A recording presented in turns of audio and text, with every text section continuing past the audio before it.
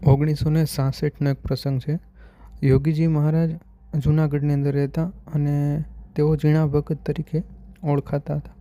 અને ત્યારે એકવાર તેમને એક ગામની અંદર વિચરણમાં જવાનું થયું અને તે ગામની અંદર નાસ્તિક લોકોએ છોકરાઓને ચડાવ્યા અને કીધું કે આ સંતો આવ્યા છે તે ઉપર છાણ ને ધૂળ નાખો. એટલે છોકરાઓએ તો છાણ ને ધૂળ નાખી અને ઝીણા ભગત અને માટે તો આ પહેલો જ અનુભવ હતો.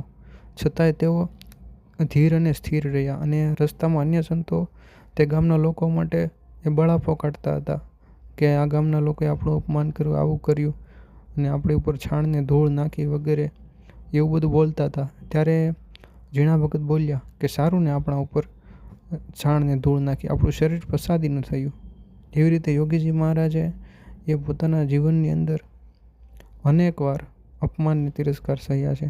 એટલું જ નહીં, પોતે માર પણ ખાધો છે, પણ તેઓ આ પરિસ્થિતિમાં એકદમ સ્થિર અને ધીર રહ્યા. ક્યારેય પણ એવો ભાવ પોતાના ચહેરા પર એ આવવા નથી દીધો. યોગીજી મહારાજ સહન જ કર્યું છે. આ યોગીજી મહારાજના અનેક ગુણો છે, એમાંનો એક ગુણ છે સહન શક્તિ.